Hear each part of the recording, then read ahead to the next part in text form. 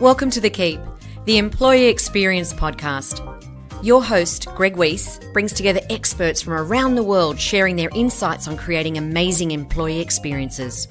Having the wrong attitude about their people can cost businesses a fortune. Having the right attitude will build success. Hello and welcome to our brand new podcast, The Keep, the Employee Experience Podcast. And I'm with Greg Weiss, who is going to be our amazing new host. Hi, Greg. Hey, how's it going? Well, I have, I think, behaved a little bit sneakily today by springing on you the fact that you are actually going to be the first guest on your podcast of the series. Very sneaky. How do you feel? Sneaked. Sneaked. Okay, that's going to be the new Eagle Waves word, sneaked. You got sneaked. We can coin that phrase. The whole point was to demonstrate, of course, why we're doing this podcast, why it's important, and the content that you've got to share with everybody, and of course to profile you a little bit. And we wanted to catch you a little bit off guard so you wouldn't think it too much about who and what you are and why the Keep is so important. So this is just off the cuff without any notice and virtually unedited, I might add, and without much rehearsal. Okay, maybe a little bit of radio magic in the background. So, Career Support 365. Tell us a little bit about that, and of course then we're going to go into your professional history too. So I was really interested in starting Career Support 365 several years ago. It was very clear to me that outplacement was a very, very important service, and yet it was not really all that well delivered. And what I wanted to do was to make it easy for employers to provide outplacement or offboarding. It's a service that's used for people when they're forced to be redundant, retrenched and so on. And it's about caring for the employee as they are transitioning from the current employer into another part of their another career. Job. Yeah, correct. So I don't want to show your age, but you have a huge background in HR. Mm-hmm. So it's not a 5-minute arrival. You've had lots of experience. You know what it can be like for the employer and the employee, and sometimes how long-lasting those negative effects can be and how it can affect the company performance overall. But it's unusual, though, to want to bring to attention that the employer should care about an employee even after they've gone. So why should they? It's a really good question. Investing in outplacement is an indirect return on investment. Today, it's so easy to build up and trash a reputation. We have examples of iconic brands, even individuals. Let's look at, say, Harvey Weinstein. Let's have a look at Kevin Spacey. Not too closely, but yeah, let's right. use them as an example. As examples, they were icons in Hollywood. Yes. And yet within days of bad publicity, their reputation was trashed. And almost wiped off the face of the earth. Correct. And a character killed off in a huge TV series. Huge. Now, let's extrapolate that to a company.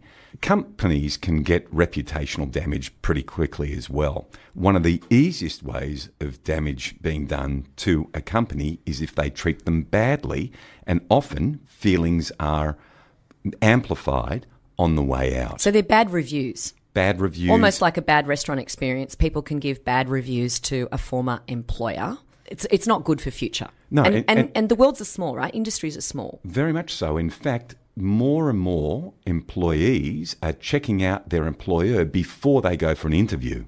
So there are sites like Seek and Glassdoor who encourage rating. Exactly it. Wow. So tell me, Greg, with your background in HR, let's go right back to the beginning. Have things changed? Yes and no. Right. Well, what stayed the same and what has changed? In HR, what has changed is the competitive nature of attracting employees. So it's the talent management aspects. How do you attract people and retain people? That's changed. And people are becoming much more educated nowadays about the organisation that they're going to be joining. So it's kind of run parallel to life. You know, you do your research about an appliance online, you do your research about a prospective employer online and how those companies look and act and whether you want to be part of that brand. Whereas, you know, probably 20 years ago we had no real way of researching them pre internet online, you just thought if the brand looked nice somewhere or it was known, it was a great place to work, like a financial institution, safety and security, etc. So the way people are going about getting employees has changed. Okay, that's strategic now, right? Attracting the right kind of people. Absolutely. But then it's about the right kind of people wanting to work for that brand. So the same pressure's on. Correct. HR hasn't changed in a number of areas, but then there are some other areas where it has. So the compliance areas, the laws and the like, they're becoming actually more onerous. When it comes to the strategic part, which is really where I want to be able to help our listeners understand what they have to do to engage with employees much more, that's much more sophisticated. It's competitive, it's much more transparent, it's harder to apply, and yet it's sometimes easy to apply. And what I'd really look forward to is being able to engage with experts who can bring tangible learnings, things that worked real well and things that didn't work so well, so that the listening audience is able to really understand how they can apply things that might work for a large organisation, but they may be only a small organisation, or some smart things that work for a smaller organisation, how that could be applied to a big organisation. Because at the end of the day, everybody wants to feel worthwhile. And if you can employ people who feel worthwhile whilst they're at work, then they're going to stay. So if we look at it from the employer perspective, is it a hard sell to engage with employers and say you really need to care about the onboarding and offboarding experience of all your employees? Is it a hard sell these days? It's not an easy sell, but there is some research that shows, and it comes from a Nobel Prize-winning laureate, a guy called Daniel Kahneman, who wrote a book called Think Fast and Slow. And he talks about starting strong and finishing strong. Our byline at Career Support 365 is start strong, finish strong. First impressions count and last impressions count. What happens in the middle really doesn't matter so much. I'm curious about the onboarding, personally. It seems straightforward to me, Greg. You bring someone new into the company, you give them a little bit of orientation, here's your desk, here's your stuff, here's where the lunchroom is, etc., etc. Why is it complicated? And should it be complicated? And just how deep should that part of the initial employee experience be? Because I think a lot of people are falling down on that. Well, a lot of them do. So there's a big difference between orientation and induction and onboarding. Okay. Let's have a look at that. Okay. So orientation and induction is, hey, just exactly what you talked Here's about. the fire exits, here's the lunchroom. Correct. Run. Correct. Okay. Onboarding is about how an employer can get an employee much more productive within a quicker time. Also about how the employee is able to fit in to the organisation. Well, give us an example. I'm starting a new job, I've had my orientation, I'm induction. What can the company do to make sure that my onboarding experience is great? So it might even happen beforehand. Okay. So I was speaking the other day to somebody about onboarding. So this is a leader of an organisation, a really well-regarded organisation. They defined onboarding as starting before the employee started. So it's upon the acceptance of the employer's letter of offer. Yeah, once they've got the job, they've been officially notified. Then the pre-work happens. All the stuff happens, like all the compliance stuff. Let's make sure the letters of offer are signed. Let's make sure all the tax file numbers are... They've got their bank account details. They're set up in the system. All that stuff. Okay. Then it's about organising. How can somebody feel happier in their workplace? Because the first thing that's ever going to happen, Angela, is this. Day one, their partner, their significant other is going to ask them, hey, how did the first day go? Yeah, how was your first day? Yeah, and if it's ordinary, first impressions count. It's sad. You get sad, right? Absolutely, and it's a heck of a letdown. Yeah, a quick drop and a long way to get back up. Absolutely. So first impressions count. If it starts off really well, then it's on its upward trajectory. If it doesn't start off well, to your point, it's actually going to take a fair bit of rework to bring it back up. Now, there is a little bit of slack allowed, but at the end of the day, both sides are evaluating, is this a good choice? So it's about welcoming them. Mm-hmm. It's about making sure that they don't feel like the new person for too long. They're always going to be a little bit new. Yeah. But making that process a bit faster and gentler, and so that, within a couple of days they feel like they're part of the team because they actually are immersed in that whole company. You know, they've had lunch with a few new people. They know people by their first names already, but that requires lots of people to make an effort altogether. Correct. And there's some statistics, and they're not ours, but our statistics hold up to the same ones. They're from Korn Ferry. Korn Ferry said that there's a 69% chance less of an employee dropping out within the first 90 days if they are given structured onboarding. Dropping out within the first 90 days. Mm-hmm. Now, that's expensive if they aren't properly onboarded. Now, that's horrific. It is. And I'll make it even more horrific. Between 10 to 25% of employees will turn over in the first 90 days. It may be that they don't make probation, or it may be that they tell their employer that this isn't what I've changed my mind. Correct. And that happens increasingly. It's not about you, it's about me. That's right. This is correct. It's a good breakup. But it gets worse with millennials. So millennials are turning over about 1 in 3. But structured onboarding is going to reduce the chances of the turnover by 69%, according to Korn Ferry. Those are huge statistics. Huge. And the cost to business is enormous. I was going to say that whole process of going through recruitment again, reinduction again, you know, wiping off one file, starting a new file, the disruption to any team in the organisation if there's that vacancy again. You know, should they bring in a temp? How do they cover it? Is it more of a workload for everyone else?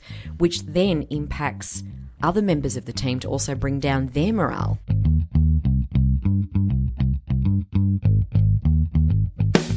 Eagle Ways Radio. Eagle Ways Radio, the voice of small business. People come and go in organisations all the time, and while that's normal, high employee turnover can be expensive. Greg Weiss and Career Support 365 have structured onboarding and offboarding services. They create the foundation for long-term success, protecting the employer and brand while helping people perform at their best and fit in quickly. Start strong, finish strong. To find out more, go to careersupport365.com.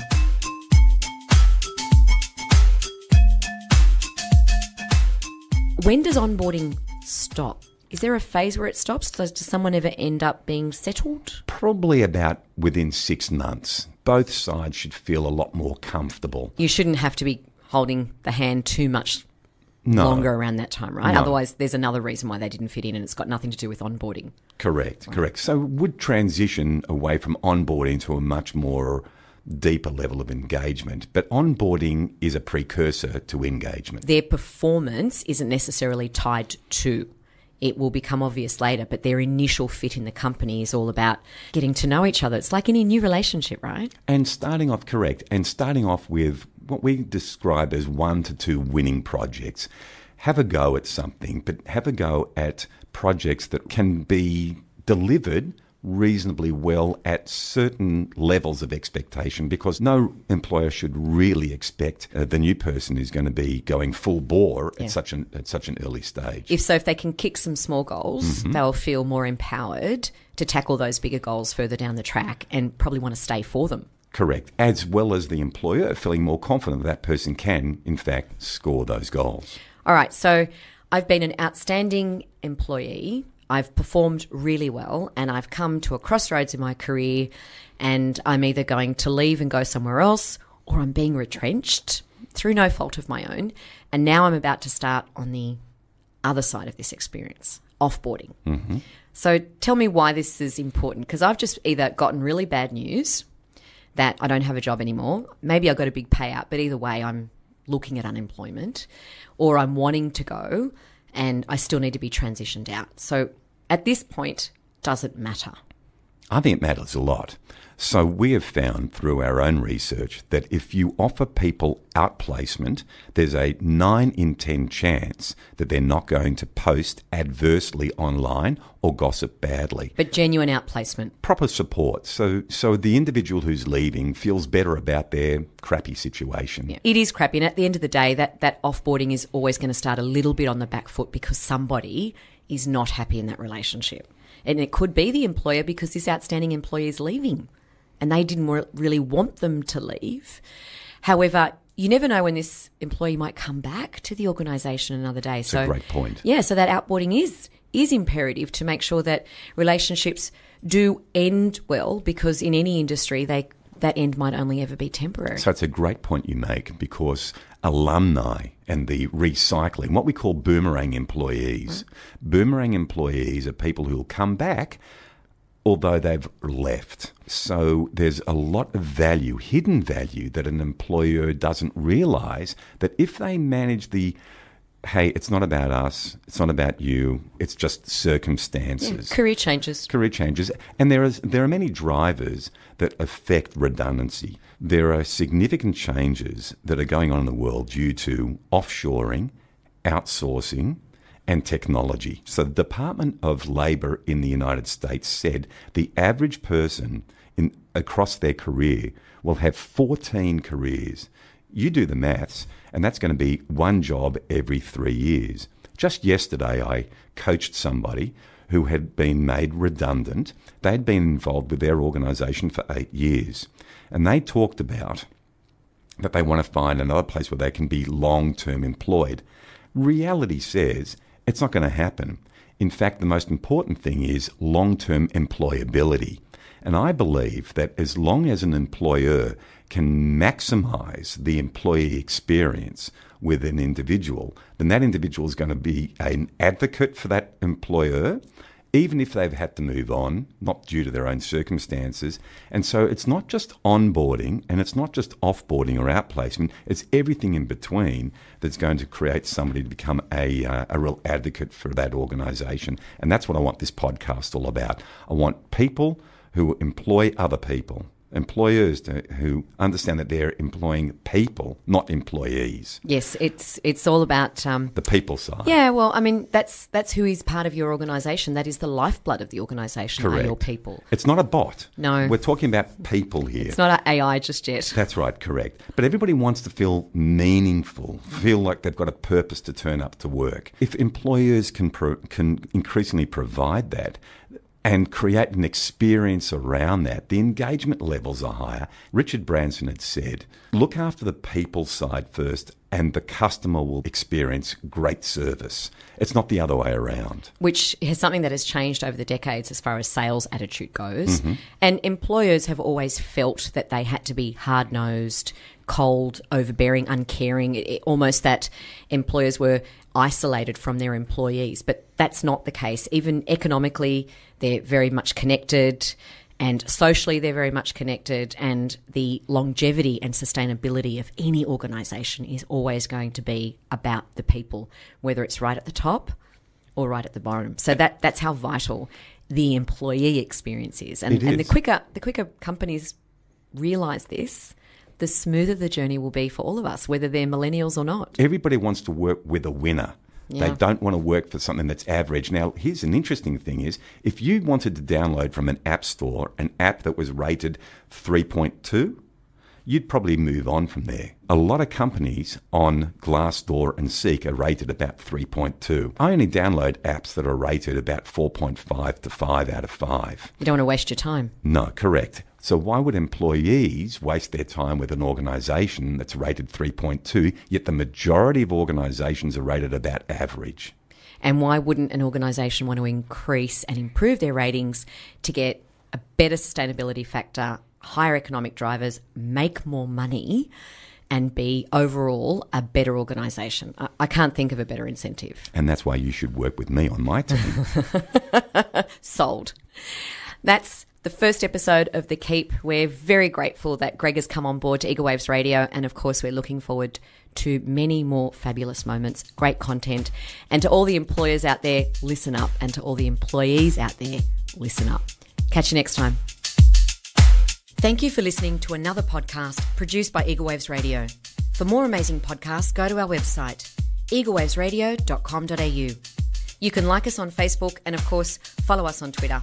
Ever thought of having your own podcast? We can help.